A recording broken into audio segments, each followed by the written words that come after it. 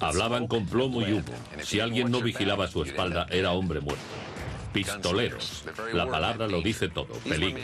Hombres con los que era mejor no encontrarse. Hombres violentos que derramaron sangre en la frontera americana. Earp, Masterson y Hitchcock, por nombrar solo unos pocos. Eran jueces errantes. Solamente tenían dos veredictos: no culpable o muerte. Vamos a examinar las herramientas y técnicas usadas por los hombres más desalmados del oeste. Pistoleros. A continuación en Pistoleros del Salvaje Oeste. Ah, y cuidado con la espalda.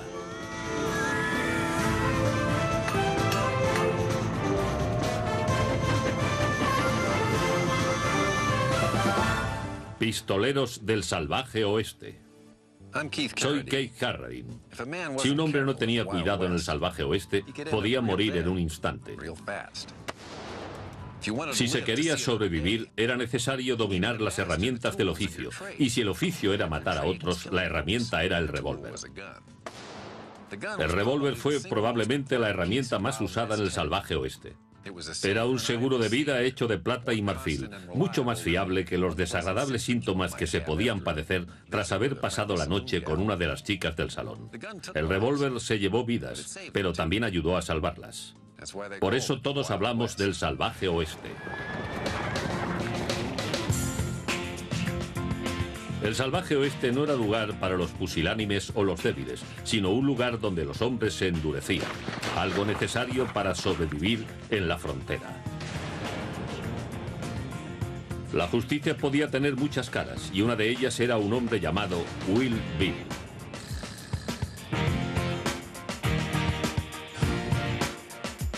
Todas las mañanas, James Balder Hickok vaciaba y recargaba sus revólveres Colt Navy de cachas de marfil. El hombre al que llamaban Wild Bill no era exactamente un salvaje, sino alguien que se preocupaba por salvar su pellejo. Los revólveres Colt Navy de Hitchcock eran del calibre 36, de pistón y bala esférica, de 6 disparos con un alcance preciso de 45 metros. No utilizaban cartuchos, se cargaban con pólvora negra y bolas de plomo. Un fulminante de percusión en la parte trasera de las recámaras proporcionaba la chispa que hacía arder la pólvora lanzando la bala. Funcionaban bien la mayoría de las veces, pero la fría temperatura nocturna podía hacer que la pólvora se contrajera y humedeciera en las recámaras. Eso originaba fallos al disparar que podían hacer pasar un mal rato al pistolero. Como sheriff de Abbey Lane, Kansas en 1871, Hickok no podía asumir riesgos. Recargaba con frecuencia sus revólveres porque, como él decía, había que estar seguro. Wild Bill Hickok fue realmente el primer pistolero. Era un personaje seductor, él lo sabía y se dejaba el pelo largo y vivía de acuerdo con su fama. Hickok era además un hombre extremadamente peligroso. De eso no hay ninguna duda. El ritual matutino de Wild Bill decía mucho de él. Hickok sabía que su supervivencia dependía de algo más que su agresividad. También necesitaba una tecnología fiable. Hickok fue al oeste a mediados del siglo XIX. Iba en busca de fortuna y aventura. En 1865 estaba en Springfield, Missouri, y fue allí donde empezó a ganarse su reputación de pistolero. En julio de 1865, Hickok perdió a las cartas con un jugador llamado Dave Tadd, pero no tenía dinero en efectivo para pagar. Para empeorar las cosas, ambos deseaban los favores de la misma chica, con lo que a su deuda se unía la disputa por una mujer. Tadd provocó a Wild Bill cogiendo su reloj de la mesa de juego y luciéndolo posteriormente. La provocación continuó durante un par de días y finalmente Tadd le dijo a Hickok que cruzaría la plaza del pueblo con el reloj en su bolsillo, a lo que Hickok le respondió: si los muertos andan, podrás hacerlo. Tadd ignoró la amenaza y cumplió su promesa. Apareció en la calle con el reloj de Hickok a la vista, pero los Colt Navy de Hickok le estaban esperando. Y se encontraron, probablemente en uno de los pocos duelos clásicos del Salvaje Oeste, en el que los hombres se encontraban frente a frente en una calle. Aunque nunca se identificó exactamente el arma que usó Tad, la mayoría supone que fue un revólver de pistón y bala esférica similar al de Wild Bill. Estos revólveres tenían una velocidad de salida del cañón de unos 990 kilómetros por hora. Pero en estos duelos se necesitaba más precisión que otra cosa. Los dos hombres desenfundaron y dispararon. Tad erró el blanco, probablemente debido a que disparó demasiado rápido. Hickok le metió una bala en el corazón a Tad desde una distancia de unos 68 metros, lo que, se mire como se mire, es un buen disparo. Fue un duelo clásico, uno de los incidentes más notables del viejo oeste, por dos razones. Primera, era muy poco habitual. Hollywood nos ha hecho creer que todos los duelos eran como este, pero los duelos cara a cara fueron muy escasos. Los pistoleros preferían disparar a sus enemigos sin previo aviso. No había caballerosidad en el oficio de pistolero. Si una persona iba detrás de otra, esta no le permitía que disparara primero o que mantuviera un duelo limpio. Era igual que en la actualidad. Hacían lo que hacen los gángsters de Los Ángeles. No se les ve por la calle con una K-47 diciendo «vamos a disparar a alguien». Y lo mismo ocurría entonces. El duelo de Hickok-Tad destacó en la historia del oeste debido al increíble disparo de Bill.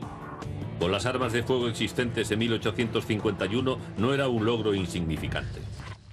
Este es el arma preferida de Bill Hickok, el revólver de pistón y bala esférica Colt Navy. Cuando Hickok lo empuñaba por sus cachas de marfil, tenía la vida de otro hombre a su merced. En su duelo con Dave Tad, Wild Bill acertó en el corazón de su rival desde una distancia de 68 metros.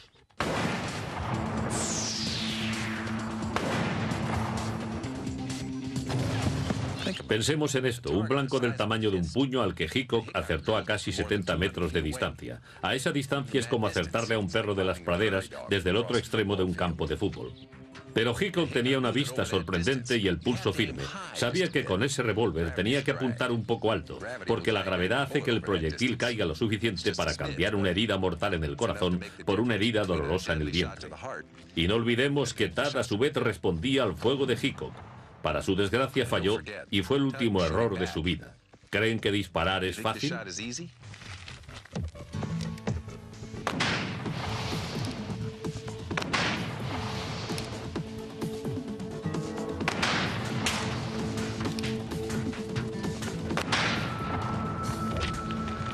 Bien, acerté una de 4. Creo que habría podido sobrevivir. El final del duelo de Wild Bill tenía un mensaje. Si alguien pensaba que podía enfrentarse a Hickok, estaba equivocado. A finales de la década de los 80, Bill Hickok encontró empleo como agente del orden en las ciudades ganaderas de Hays City y Abilene. Hubo hombres que trataron de matarlo, pero cayeron ante los revólveres de Bill, tanto ante sus Colt Navy como ante sus Smith & Wesson del calibre 32, que llevaba como armas de reserva. Podías ser muy rápido, podías tener mucha puntería, pero si te enfrentabas a un hombre tranquilo y decidido, eras hombre muerto. Porque Wild Bill era un individuo que podía soportar imperturbable el silbido de las balas pasando junto a su cabeza y que apuntaba y disparaba con mucha precisión. Hickok siempre estaba dispuesto a apretar el gatillo. Pero ser rápido disparando podía tener sus desventajas, y eso fue precisamente lo que acabó con algunos pistoleros.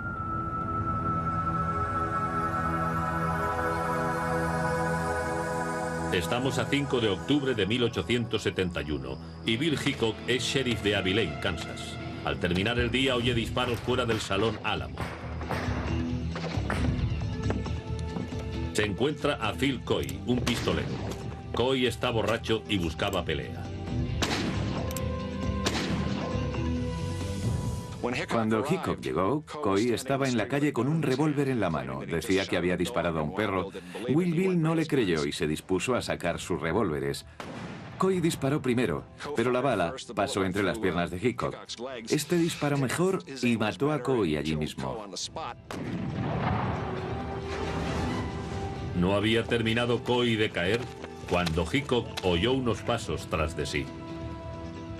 Se volvió y disparó instintivamente, acertando a Mike Williams en la cabeza, matándolo en el acto. Al momento el mundo se desplomó encima de Hickok, porque Mike Williams, el hombre al que acababa de matar, era su fiel ayudante. Williams había oído el tiroteo y había acudido corriendo desde el otro lado del pueblo para ayudar a Bill. Hickok nunca pudo superar aquella tragedia. Perdió su puesto en Abilene y 5 años más tarde fue asesinado durante una partida de póker en Deadwood, Dakota del Sur. Le dispararon por la espalda, probablemente con un Colt Navy. Murió de una manera lamentable. Fue una tragedia inesperada. Los pistoleros como Will Bill Hickok podían enfrentarse a 2 o 3 enemigos a la vez, pero para hacerlo necesitaban un arma tecnológicamente más avanzada, un arma repetidora. Armas de repetición. Los primeros pobladores del oeste no disponían de ella. Solamente tenían pistolas de un solo disparo y había que recargarlas. Sin embargo, esos pioneros tuvieron que enfrentarse con frecuencia a nativos que poseían armas rudimentarias, pero que no estaban limitadas a un disparo por minuto. Los indios eran muy diestros con el arco y las flechas. Un buen tirador podía disparar 5, 6, 10 flechas por minuto, así que llenaba el cielo con ellas. La destreza de un indio con el arco le reportaba una gran ventaja frente a los primeros colonizadores, que no tenían armas que pudieran igualar su cadencia de disparo. Hasta que en 1836 un joven armero de Connecticut llamado Samuel Colt consiguió que la situación cambiara. Colt introdujo el revólver Patterson, una pistola con tambor giratorio que podía realizar 5 disparos sin recargar. El sistema Patterson introdujo un cambio en la cadencia de fuego. Colt ideó este sistema mientras vivió junto al mar. Cuando Samuel Colt tenía unos 14 años, pasó 2 años viviendo en la costa. Se fijó entonces en la rueda del timón que se usa para gobernar el barco y que en determinados momentos se fijaba para seguir un rumbo determinado. Este hecho le dio la idea de construir un tambor con recámaras que se detuvieran frente a un cañón único, y de esa manera nació el revólver de repetición. Fue como el Bill Gates de su época. Los ordenadores existían ya cuando Bill empezó a añadirles funciones. En la época de Colt ya existían los revólveres, pero él les añadió algunas peculiaridades. El Colt Patterson, por su avanzada tecnología, pasó a ser el favorito de los Texas Rangers. Este revólver se convirtió en una leyenda en Enchanted Rock. Durante el otoño de 1841, un ranger de Texas, Jack Hayes, subió a la cima de una gran formación de granito llamada Enchanted Rock para conseguir una mejor vista de la zona. Cuando descendía por ella, Hayes se encontró rodeado por un grupo de comanches hostiles. Provisto de un rifle de un solo disparo y de su nuevo revólver Patterson, el ranger se refugió y se dispuso a mantener un peligroso combate. Enchanted Rock, Texas, 1841. Separado de sus compañeros en una misión de exploración, Jack Hayes se encontró rodeado por un grupo de guerreros comanches. Hayes solo disponía de un rifle de un único disparo y un nuevo revólver, un Colt Patterson de 5 disparos. Los comanches utilizaban lanzas y flechas.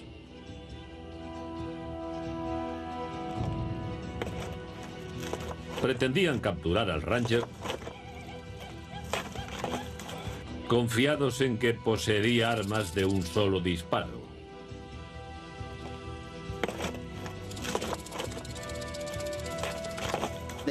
Esperaron y le asaltaron confiando en que hiciera el único disparo de que disponía para atacarle a continuación. Si Jack solo hubiera dispuesto de un rifle de un único disparo, los comanches le hubieran cortado la cabellera. Pero con su revólver de nueva tecnología consiguió desbaratar sus planes de ataque. Los comanches hicieron que disparara su rifle, pero esta vez Hayes no quedó indefenso, ya que él disponía de un Colt Patterson. El arma de repetición de Hayes detuvo el ataque de sus enemigos. Los comanches se desmoralizaron y se dispersaron cuando los compañeros de Hayes acudieron al oír el ruido de los disparos. Hechos similares con el Colt como protagonista hicieron que aumentara la demanda de armas de repetición en el oeste. 1847-1869. Más de 2 docenas de fabricantes introdujeron revólveres de repetición.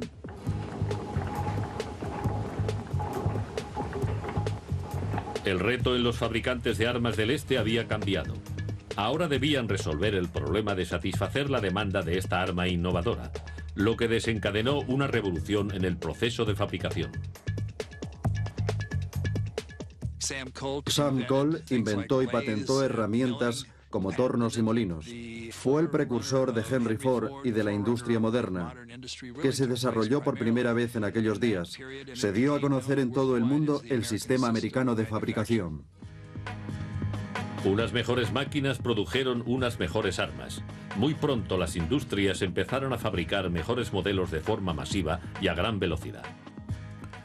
La industria armamentística en este periodo era parecida a la industria informática actual. Al cabo de 6 meses, el producto ya estaba anticuado, no se fabricaba y se producía otro nuevo. Y muchas de estas armas nuevas eran revólveres. Y aunque uno de ellos le salvó la vida a Jack Hayes en Enchanted Rock, no eran más que armas de corto alcance. Para mantener al enemigo a mayor distancia, los colonos necesitaban armas de repetición, algo que pudiera alcanzar al adversario a varios cientos de metros y que se pudiera disparar repetidamente con gran rapidez. Se tardó un tiempo, pero al fin apareció un rifle en 1860 que cumplía con esos requisitos, el Henry. Armas largas de repetición. Desarrollado por el maestro armero B. Tyler Henry, el rifle podía realizar con rapidez varios disparos, pero ya no utilizaba pólvora suelta y balas esféricas. En lugar de eso empleaba una munición mucho más eficaz, el cartucho integral. En 1854, Daniel Wison, famoso más tarde a través de Smith & Wesson, acertó con la idea de extender la longitud de la cápsula del fulminante, añadiéndole más pólvora. A continuación, selló la vaina con una pequeña bala de plomo. Esta munición integral tenía 2 grandes ventajas. Era impermeable y eliminaba la necesidad de llevar pólvora, balas y fulminantes por separado. También consiguió que la recarga fuera más rápida. Tyler Henry, un socio de Wison, aumentó posteriormente el tamaño y el calibre del cartucho que usaría en su nuevo rifle. Este es el modelo clásico de 1860 del rifle Henry. Tiene un tubo depósito bajo el cañón. Cuando se baja la guarda, un nuevo cartucho es introducido en la recámara a la vez que se carga el rifle. Al recoger la guarda, el rifle está listo para disparar. El proceso se podía repetir 15 veces.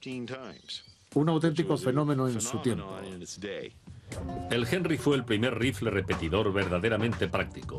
En el verano de 1867, esta vanguardia tecnológica demostró su valía en un combate desesperado por la supervivencia en las praderas de Montana.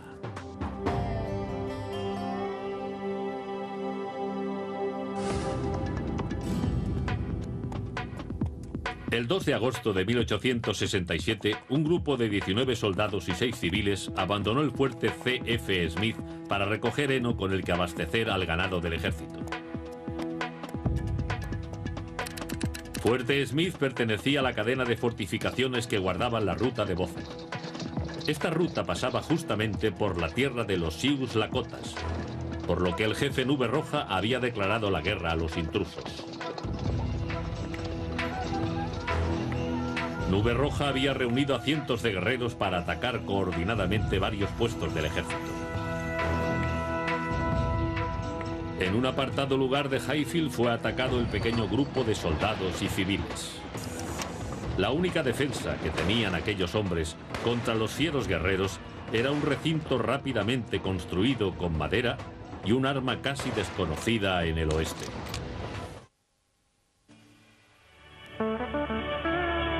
Territorio de Montana, 1867. Un grupo de hombres sale del fuerte C.F. Smith a recoger heno para el ganado del puesto. Pero el grupo es atacado por un gran número de guerreros Sioux. Los indios rodearon a los trabajadores que se parapetaron tras un improvisado corral de troncos. Los soldados cogieron sus rifles estándar de disparo único y se prepararon para la defensa. Un miembro civil del grupo, Al Colvin, se refugió y se dispuso a disparar con su rifle.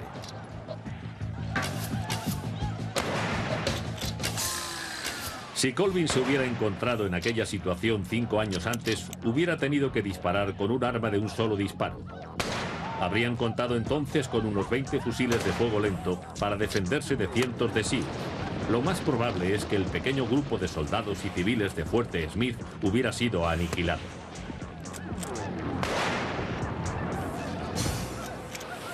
Pero estaban en 1867 y una tecnología mucho más depurada había llegado a manos de muchos colonos de la frontera, el fusil repetidor Henry. Y era precisamente un Henry el rifle que Colvin llevaba, además de munición en abundancia. Con un arma tan avanzada, Colvin creó inmediatamente una infranqueable barrera de plomo. Disparaba muy bien y a una distancia de hasta 70 metros mataba a un indio con cada disparo. Se calcula que debió matar entre 275 y 300 guerreros desde las 9:30 de la mañana hasta las 4:30 de la tarde. Frustrados por el rápido fuego dirigido contra ellos, los Sioux dejaron de atacar aproximadamente a las 5 de la tarde. Gracias al avance de la tecnología de los rifles y a la puntería de Colvin, 23 de los 25 miembros del grupo de trabajo pudieron regresar vivos a Fuerte Smith.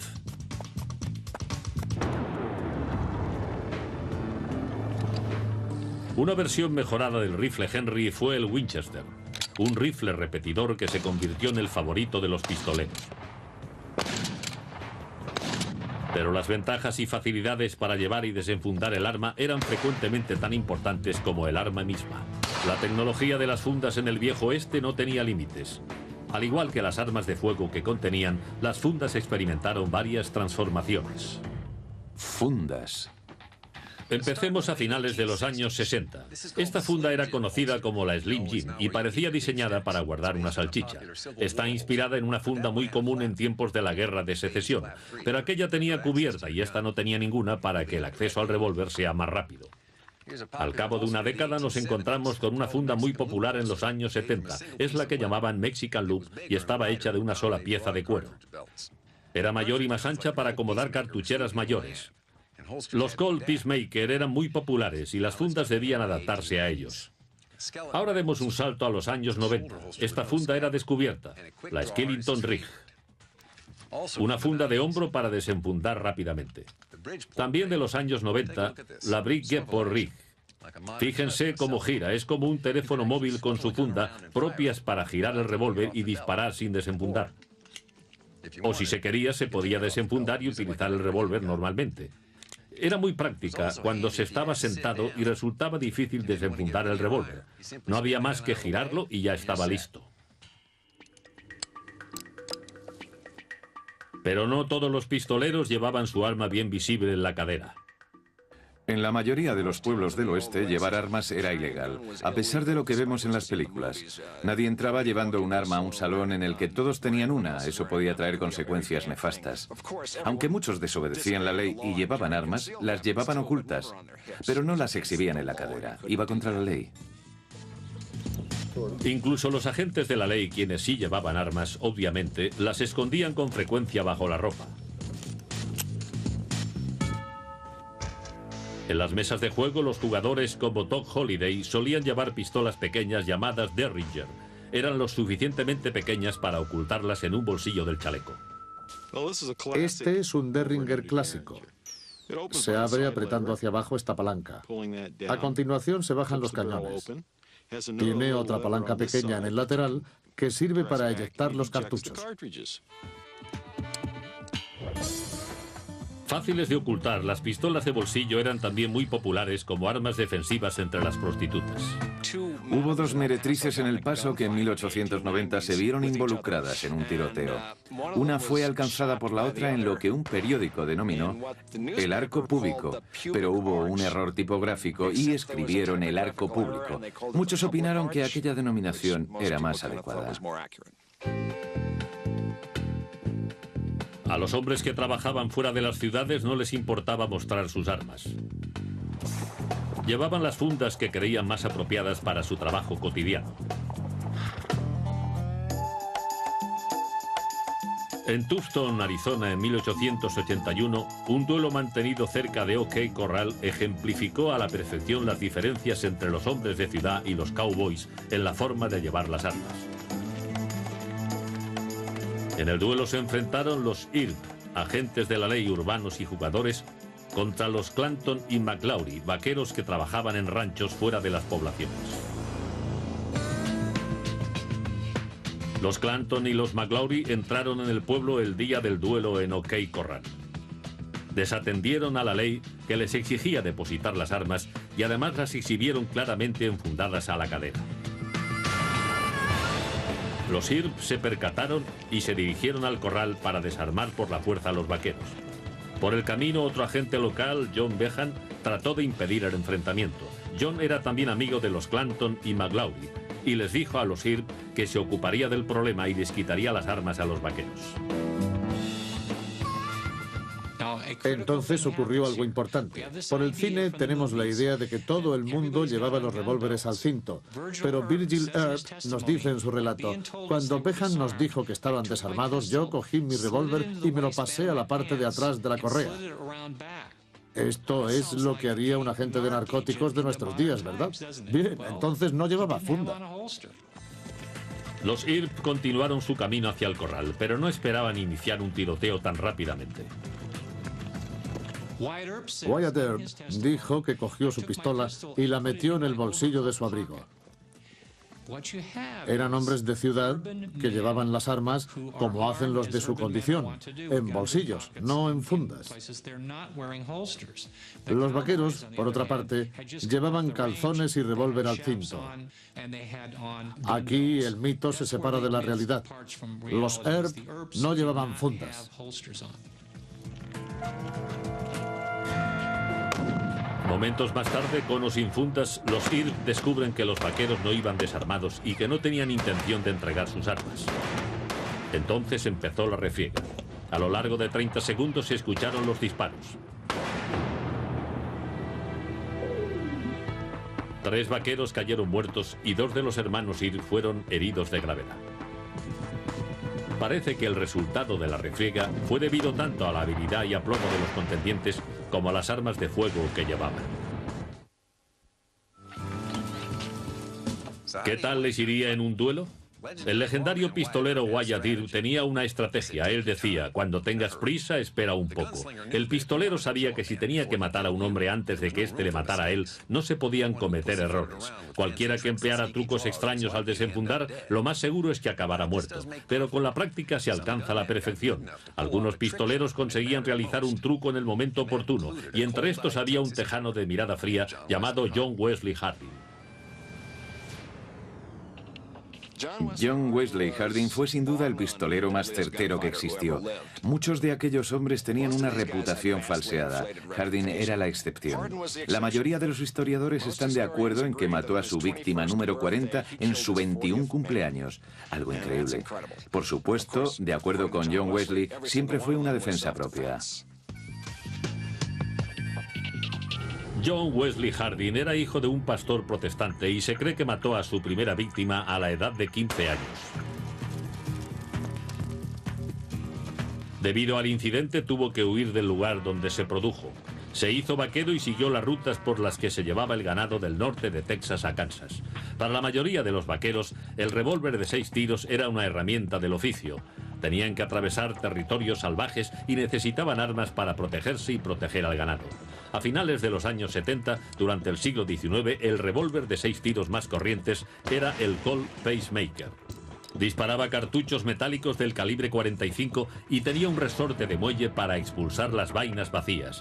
Smith & Wesson también fabricaba un revólver de 6 tiros similar llamado Model 3 American. Este era el revólver preferido de Wes Harding. Creía que era algo más que una herramienta de seguridad. Practicaba con él siempre que se le presentaba la ocasión. Adquirió una puntería extraordinaria y de vez en cuando hacía malabarismos con su revólver. No tardó el joven en emplear su arma contra aquellos que él creyó merecedores de un castigo.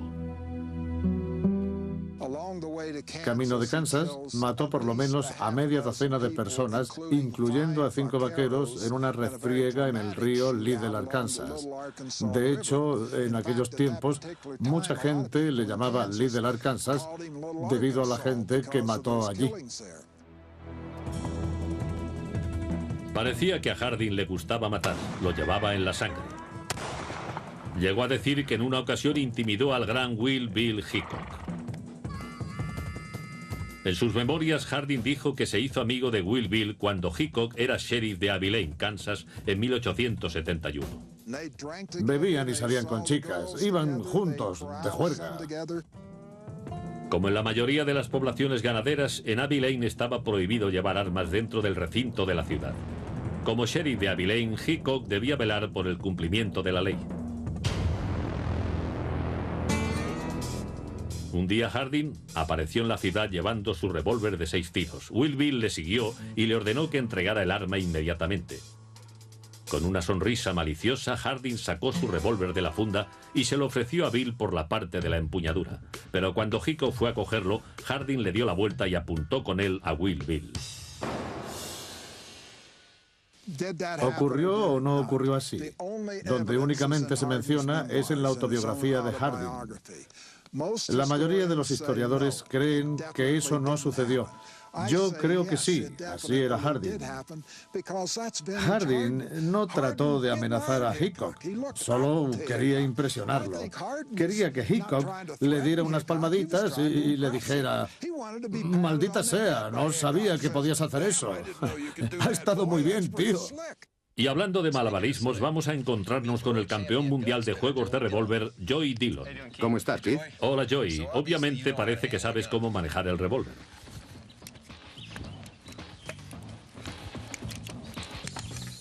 Obviamente. ¿Por qué no nos muestras el truco que le hizo John Wesley Harding a Wild Bill Hickok? Muy bien, por lo que sé, esto es lo que hizo. ¿Por qué no haces de Bill Will y me pides el revólver?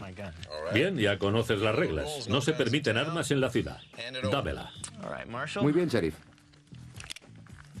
Con cuidado, este es mi trabajo. Y yo hago esto con naturalidad. Muéstrame cómo perfeccionaste el truco. Bien, Keith, se hace así. Coges el revólver al revés, así, manteniendo el dedo índice por fuera de la guarda. Dejas que el revólver caiga hacia el lado, así, dejando que el dedo entre en la guarda y entonces le das la vuelta. Al mismo tiempo coges la empuñadura y cargas así. Sabes, siempre me han dicho que John Wesley Harding sabía manejar los revólveres. ¿Por qué no nos muestras alguno de sus movimientos? Es un placer, Keith.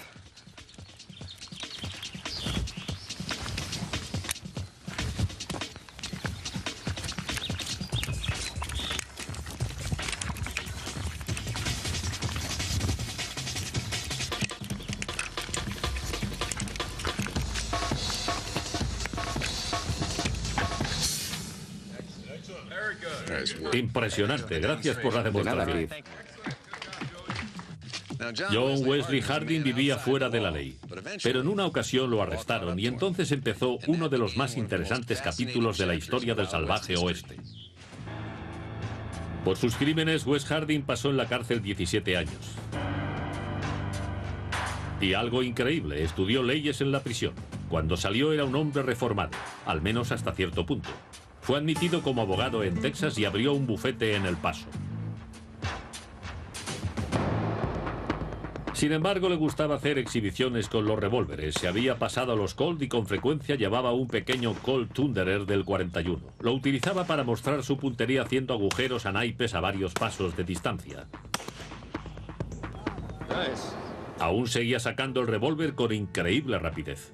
Jeff Milton era el jefe de policía del Paso en 1895. Un día estaba cruzando el río junto con Harding para enfrentarse a unos tipos que habían amenazado a Wesley. Jeff estaba seguro de que no iba a la zaga de nadie con el revólver, pero después de aquella noche su opinión cambió. Vio que Harding sacaba rápidamente su revólver y ponía el cañón contra el vientre de un hombre.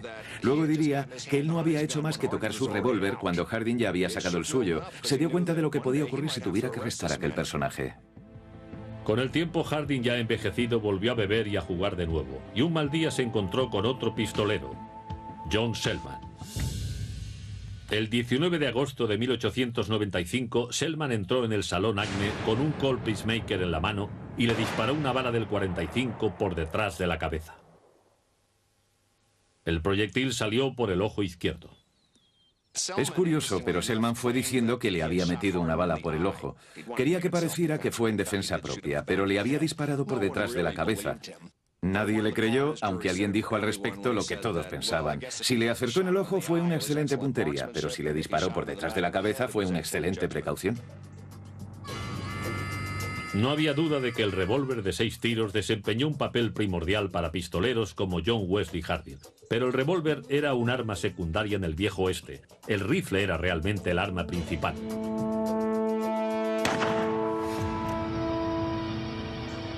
El 7 de septiembre de 1876, 8 bandidos, antiguos combatientes de la Confederación, divididos en grupos, se dirigieron a la pacífica comunidad agrícola de Northfield, Minnesota.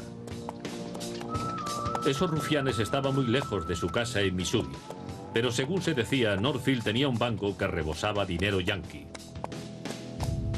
Aquellos pistoleros sureños, dirigidos por Jesse James y Cole Younger, mantuvieron una guerra personal contra los bancos y trenes norteños durante al menos 10 años. Los hermanos James y los hermanos Younger formaron el sindicato del crimen de más éxito que saliera de la guerra de secesión. Robaron impunemente trenes, bancos y diligencias, incluso recintos feriales. Nadie pudo detenerlos porque las gentes de Missouri les ofrecían refugio en sus casas. Básicamente, sus tácticas consistían en llegar por sorpresa a una ciudad, disparar a discreción, entrar en el banco, coger el dinero y salir corriendo de la ciudad. Pero la incursión en Northfield sería diferente. La ciudad había sido avisada y la suerte de los hermanos James y Younger estaba a punto de cambiar. Northfield, Minnesota, 1876. La banda de los James Younger de Missouri, que llevaron sus tácticas de proscritos al norte, confiaba en que los bancos de las pacíficas comunidades de Minnesota fueran presa fácil. La banda se separó en grupos e intentó asaltar al First National Bank de Northfield. Era un buen objetivo. En el banco había miles de dólares. Pero lo que no tuvieron en cuenta es que estaban en la temporada de caza. Y tampoco contaron con la tenacidad de los de Northfield y Minnesota. Y se metieron de cabeza en un avispero. La banda entró en el banco, pero aunque lo intentaron, no pudieron conseguir que el cajero abriera la caja fuerte. Alguien de la ciudad se dio cuenta de lo que ocurría y salió a la calle gritando: «¡Coged las armas! ¡Están robando el banco!». Los pistoleros fallaron el intento de robo y trataron de huir, pero la gente de Northfield estaba armada y preparada. Cogieron rifles de caza que les prestaron en una tienda local. Y desde luego les hicieron daño, porque eran rifles en toda regla. Los rifles tienen gran alcance y precisión y pueden dispararse desde una distancia más que prudencial. Si los ciudadanos de Northfield hubieran escogido revólveres, es probable que el resultado de la incursión hubiera sido diferente. Los revólveres de aquella época no tenían precisión más allá de los 45 metros. Con ellos, los defensores de Northfield hubieran necesitado estar mucho más cerca de la banda para acertar el tiro. Como los del grupo James Younger eran asesinos experimentados, muchos ciudadanos podrían haber muerto y la banda quizás hubiera escapado sin problemas. En lugar de eso, los bandidos salieron llenos de agujeros. 3 de ellos murieron intentando escapar, y todos, menos Jesse James, resultaron heridos. Pero aunque el rifle ayudó a que fracasara el robo de Northfield, el arma tenía una gran limitación. Requería cierta puntería por parte del tirador.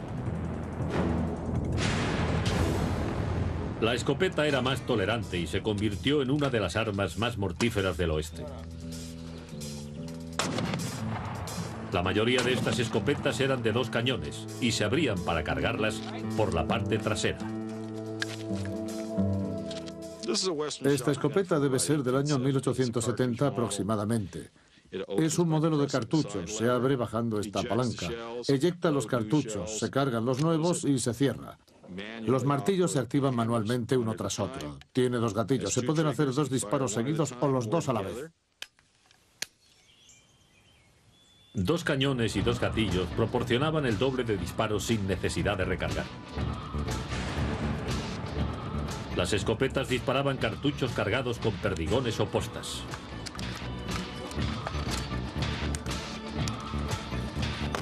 Al salir del cañón, los perdigones se expanden en un círculo de unos 20 centímetros de diámetro. A finales de abril de 1881, una escopeta de 2 cañones desempeñó un papel fundamental en una de las evasiones carcelarias más espectaculares de los tiempos del salvaje oeste.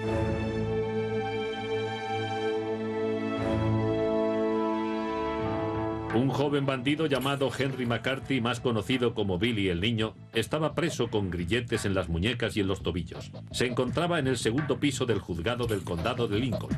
Billy iba a ser ejecutado. El 21 de abril, alrededor de las 6 de la tarde, el juzgado estaba vacío a excepción de Billy y de su vigilante, el agente J.V. Bell. Todo el mundo estaba al otro lado de la calle cenando. Billy pidió ir al servicio, que se encontraba en la parte de atrás. El agente Bell no puso inconveniente. Fue un error fatal. Billy aprovechó la oportunidad que se le presentaba. O bien cogió un arma que le habían escondido, que como dijo Pat Garrett en su autobiografía, es la tradición local de Lincoln, Nuevo México, o salió corriendo escaleras arriba delante de Bell, forzó la puerta que guardaba las armas y apuntó con una a Bell que subía por las escaleras. Independientemente de cómo Kid consiguió el arma, la disparó contra el agente Bell y lo mató. Y todavía no había terminado. A continuación cogió una escopeta perteneciente a Bob Ollinger, otro agente al que Billy odiaba. A Ollinger le gustaba hacer ostentación de su escopeta delante de la cara de Billy. Ollinger provocaba a Billy con los 2 cañones y le hablaba de los cartuchos con que estaban cargados. Y le decía que le gustaría dispararle si trataba de escapar. Ollinger estaba cenando al otro lado de la calle cuando oyó el disparo que acabó con Bell. Cruzó corriendo la calle hacia el juzgado y se puso directamente en la línea de fuego de su propia escopeta. Cuando pasó por debajo de la ventana de las escaleras, oyó una voz que le decía alegremente: «Hola, Bob». Miró hacia arriba y se encontró con el fuego de los cañones de su escopeta. Fue alcanzado en la cara y en el pecho por 18 perdigones que pusieron fin a su relación con Billy. Sorprendentemente, Billy no tuvo que escapar de forma inmediata. Hacía poco que en la zona habían ocurrido varias escaramuzas y el muchacho había participado en ellas con su Winchester, su Colt Peacemaker y el Colt Thunderer del 41, destacando siempre por su valentía. Hizo entonces muchos amigos y por eso los habitantes de la ciudad le permitieron que dedicara alrededor de 1 hora a liberarse de los hierros. A continuación preguntó si le podían prestar un caballo. Algunos dicen que lo robó. El hecho es que lo pidió prestado y a los 2 días el animal regresó. En cualquier caso, 1 hora después de matar a sus guardianes, salió tranquilamente de la ciudad y, según los testigos, iba cantando. 78 días después de escapar, el sheriff del condado de Lincoln, Pat Garrett, encontró a Billy desarmado en Fuerte Summer, Nuevo México, y le disparó en la oscuridad con un Colt Peacemaker. Fue un violento fin para una violenta vida. Billy el Niño solo tenía 21 años.